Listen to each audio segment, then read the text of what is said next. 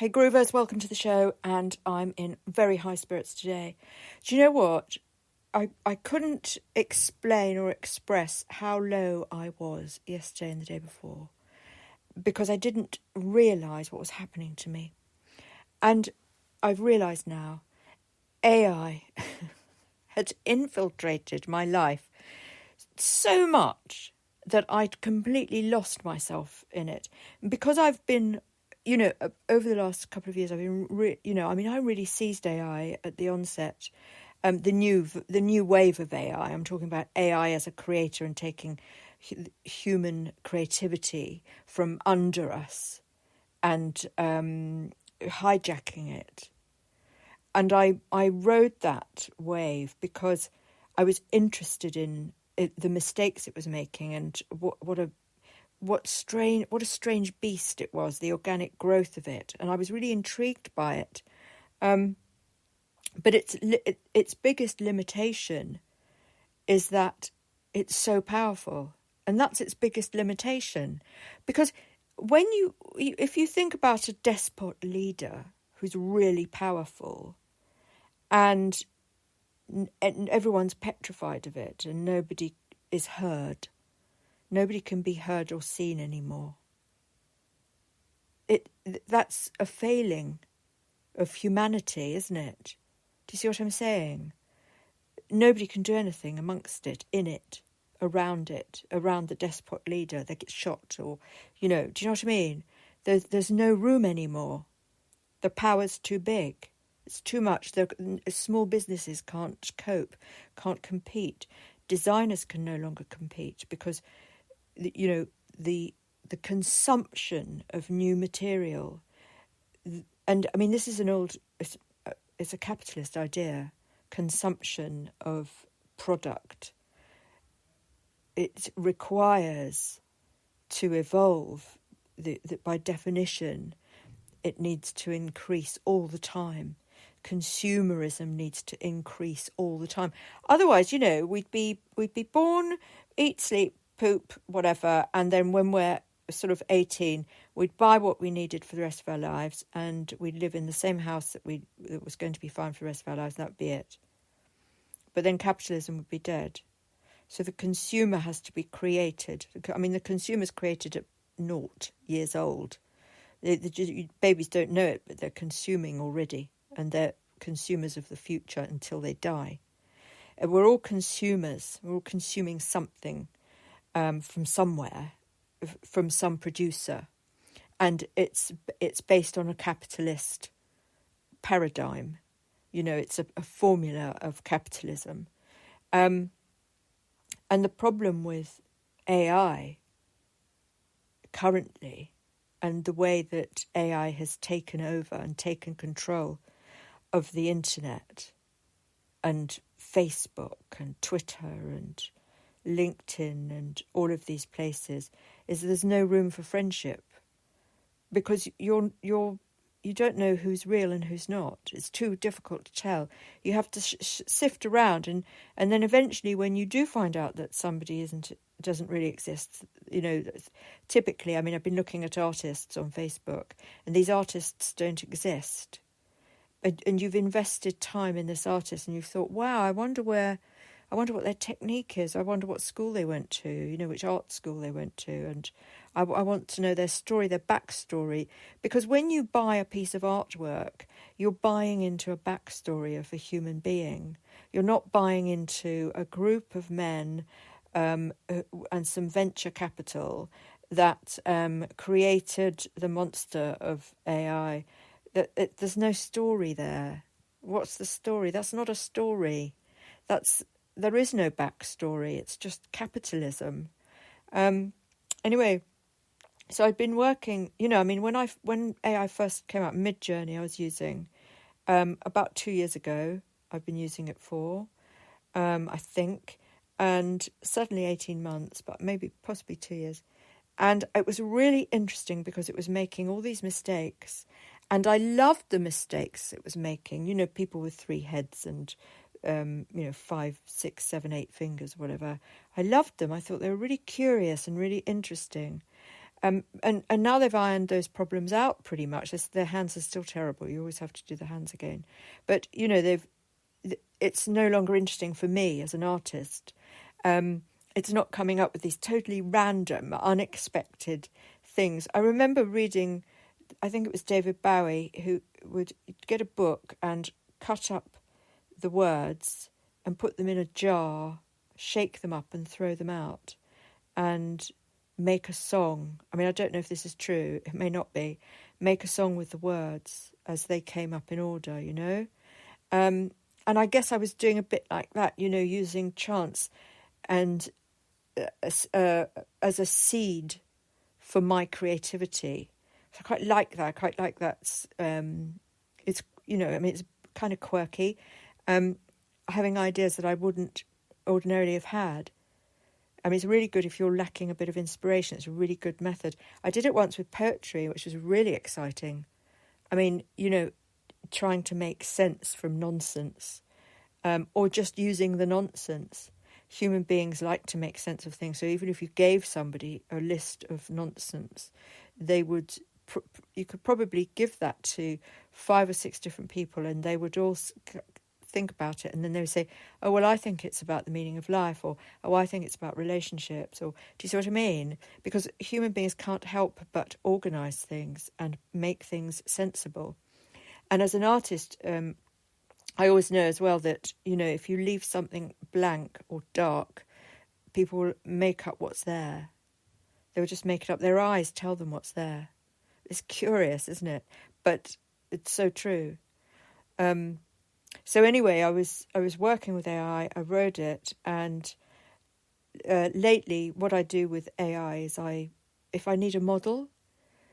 So I've been doing some dogs, people cuddling dogs, and I generate a model so that I don't have to use a picture that's online. I don't have to use a model who hasn't given me permission. So it's a fake person and it's a fake dog. And then I use that as a starting point for my marker pen drawings. And it's really interesting. The end product is really interesting. I'm using digital marker pens. I'm doing lots with it. Do you know what I mean? I'm taking it to more levels and of human interest. It doesn't look anything like AI did it by the end of it. You can tell it's a human hand that has executed the artwork. There's a big difference between digital and AI. Digital is just a format of creating an artwork, and there's nothing wrong, in my opinion, with a digital artwork. And you can have them, you have your image, and then it's printed out. You can take a photograph of that digital printout and then print it onto photographic paper, and it's, nobody would know it was digital. It just depends. I mean, if you blow it up and you can see pixels, you know that at some point it was computer generated. So that's one way of knowing. But if it's, if you take a photograph and play around with things, you're able to create a beautiful artwork that, to anybody looking at it, it's no different. So I'm quite happy working with digital. I mean, it's saving me an awful lot of money and materials. It doesn't quite feel the same, but I'm really good with my pen, and I'm really good with my iPad, and I'm sort of learning the craft. We're doing much more hands-on with paper and things like that at the Academy, because that tactile element is really lovely, really nice. And I think getting mucky with your hands and having to wear an apron is really quite a cool thing to do, It's important, especially for young children, It's really important that they touch and feel and get, just make a mess.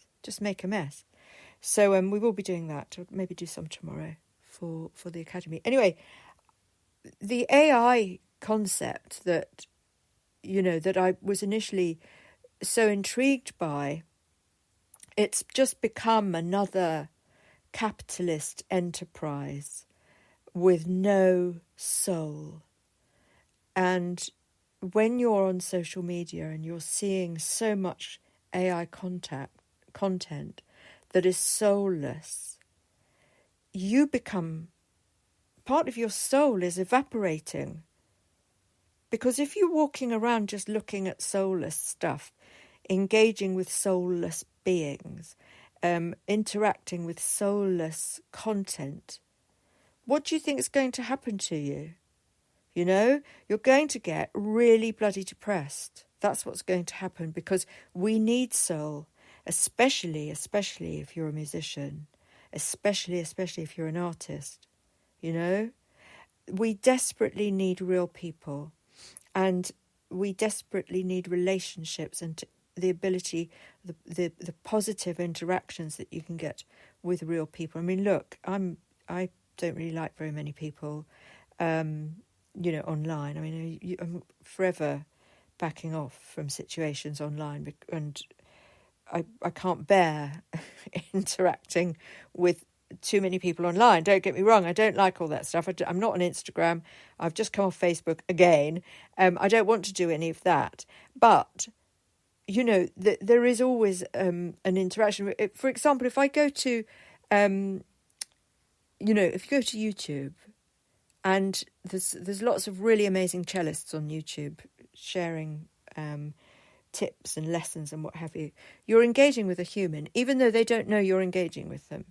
Even though they don't know who you are, even though they don't know you're watching, you are engaging with another human being, albeit in a digital platform, and you're not touching them, you're not sitting in the room with them. There is an engagement there.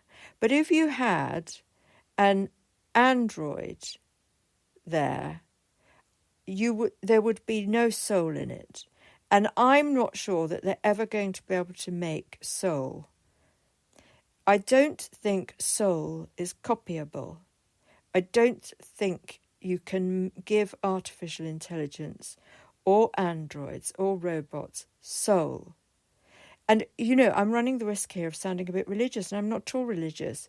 But, there is an X factor, and this is what the Book of Immersion is about, actually. There is an X factor, and I'm working through the conditions for soul. What are the ingredients of soul? It's really, it's almost unexplainable, isn't it? So exploring that, it's something that makes me really emotional, actually. And it's the thing that when you die, vanishes away from your body. It's gone. There is no soul in a dead body. And this is why AI makes me depressed, because it's like a dead body. It's dead meat, It's dead person. It's dead inside. And I think we have to be really careful, and I think we have to be really careful for our children. I really do. I think it's a curse, actually. We're going to, we should be legislating that it's really clear from the get-go if something's AI or not. Because this is the problem. It's duping people. And I think therein lies a crime. I do believe it's a fraud if you are told that something is real, or the implication is that it's real and it's not. Do you see what I mean? And just because it's going to damage our kids so much, and it's going to damage vulnerable people, and it's going to damage people who are easily led into criminality or, I don't know, other dodgy practices. So I think we have to be really, really careful, guys. I really do. Anyway, join my TV show, because most of it is nothing to do with AI. Look, there's a bit in the record production, but there's always a human.